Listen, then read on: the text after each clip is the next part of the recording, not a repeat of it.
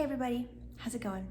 Holly Warner here, owner founder of Holly Warner Health, coming to you on a personal level. Every once in a while I do one of these videos that is a personal video to bring you guys into my world a little bit, to help you understand who I am as a person and to share a story or an experience so that hopefully it helps you on your own journey. When I was very young, I was diagnosed with something, but my family chose to ignore it. It was thought that possibly I had something. It was hereditary. Others in my own family have it and had it through the generations, specifically on my grandmother's side of the family.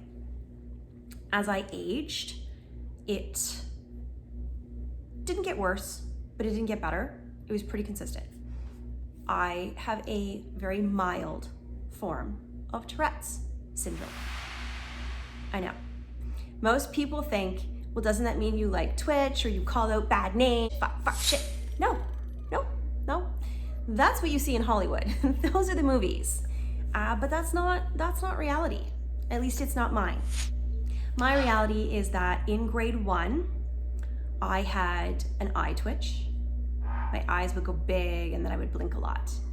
I had a chin issue, which is something that actually my great uncle had, and then on my grandmother's side of the family, and then my mom's oldest brother, he had it. My mom has the eye sort of weird scrunchy face thing, but the males in the family seem to really have the jaw, the pronounced the jutting of the jaw.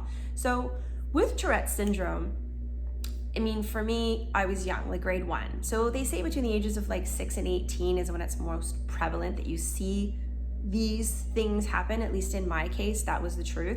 And as I got a little bit older, I did some like mild speech therapy, which seems weird because why speech therapy for a twitch? But that was what I did.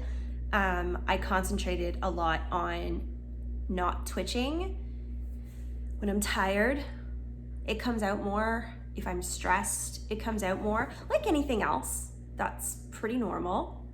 So if I was in situations, people say, how do you speak on stage and how are you so good? I had to train myself to separate myself from situations so that I could be in those situations. So it's almost as though I removed myself from a large group of people. Even though I was in a room with a large group of people, I didn't see the large group of people. This helped me to kind of deal with what was going on with my facial features. So I am now 42. I do not take medication. And for the most part, it is controlled. However, sometimes it's not. And sometimes I'm tired or sometimes I'm stressed out and you'll see my nose does a thing, which it crinkles. My friends who've known me a very, very long time, they know when it hits and they giggle. People have noticed, but don't tend to say anything.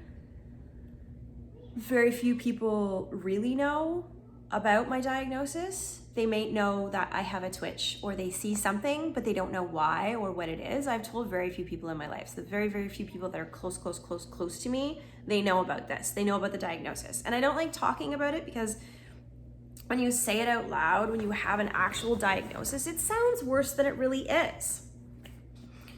It sucks because when you go on a date with someone, you don't want to say, hey, by the way, if my face twitches, it's because I have a mild form of Tourette's. People don't want to date you when you say something like that. People, they judge you. Or back when I was younger, in my 20s and 30s, I thought this person isn't going to want to be with me long term and have a family with me because what if I pass it down to our children? These are things that I've always thought about because I knew that it's hereditary. I mean, I had it, my mom had it, my uncle had it, my great uncle had it, my nanny had it. So clearly it's there, and that's what it is. It's a very mild form of Tourette's, but it is still classified as Tourette's. So for me, talking about it publicly like this, I'm hoping gives people out there who may be new to the diagnosis or have the diagnosis a chance to say, hey, there's somebody out there that gets it, that feels what I feel. A lot of people have it much more severe than I do. So I'm lucky that I don't have a severe form of it. At my age, it'll never become something severe, so I'm very fortunate. However, it causes issues in a social setting. At times, people will think, okay, she's making a face at something that I've said. And I'm not. I'm not making a face at something that you've said. I'm trying to control my face from doing something that it shouldn't be doing. Perhaps it's a topic that may be uncomfortable. Maybe it's something that I'm passionate about and I'm holding my tongue on and I don't want to say anything because maybe I'm an opposing view, but it's not the time or the place. And that stresses me out a little bit because I believe in speaking your truth, and I don't always do that in settings. So then it creates a twitch, and now I'm trying to control that twitch. So I've had people be like, oh, you look like you're judging someone. You're making a face and you're being judgmental. And I'm like, no, I'm just trying to hide my face from twitching. But that person doesn't know about my twitches. Or maybe they know my nose twitches, because my nose twitching isn't really a big deal.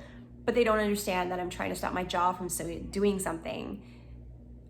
I don't want to be made fun of. At 42, I still don't want to be made fun of.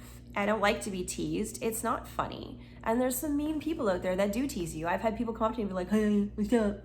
I'm like, why are you talking to me like that? Like, it's rude. And people are cruel. And so I've hid it for most of my life for most people. And that end result is that sometimes people judge. And I'd rather be judged for having resting bitch face or looking like perhaps I'm judging you based on what you're saying in a conversation than have somebody actually know what's really going on and use it against me. Which is sort of sad, because that's been my mentality for 20 years in my adulthood, being out there and speaking at conferences and being at large social gatherings. There are times where I'll hide my face in a glass of wine so that somebody doesn't see. It is what it is. And so before you judge somebody thinking that somebody is judging you or being mean or making a face at you because of something you're saying, maybe know that it isn't always the case. Mild forms of Tourette's are actually fairly common. There are people out there that have tics and twitches that maybe you just don't understand why. So there's that. I also laugh at awkward situations like funerals. If I'm uncomfortable, if I'm having a discussion or an argument with a partner and they're going off about something and I know that it's heated and they're actually mad, I laugh. And I'm not doing it to be patronizing and I'm not doing it to be a bitch, but I actually, I can't stop myself. It's this thing, or I smirk. And I'm like, oh my God. So I've had to be like, I'm not smirking at you. It's my thing. It's that thing that I do, and it's not intentional. And I'm not smirking at you to be an asshole. I promise you that this is just ignore my face right now. Just ignore my face. I'm listening and I'm making eye contact. Watch my eyes. My eyes are listening to you. My ears are listening to you. I am appreciating what you are saying to me. I am laughing. I'm not laughing at you. It is the demons inside. Ignore them. And it can make certain scenarios bad. Also, sometimes it's kind of funny because if it's an asshole speaking to me and I'm laughing, then I'm kind of like, this played out well, I like it. But I do tend to have to warn my partners, like, hey, if I laugh at you because you're telling me something serious, I'm not laughing at you. It's just a thing. It's a thing. It's part of my thing that I do. And the smirk at me being all like, whatever, is not me smirking. Yeah. So I apologize a lot in relationships because I'm really sorry that I look like an asshole right now, but I'm not trying to be one. My bad. But for the most part, it is my resting bitch face that gets me into trouble. My face is very expressive, but a lot of times it's expressive because I'm trying to stop a twitch or a tic. So for those of you who know me and who see me out and about, and if you see me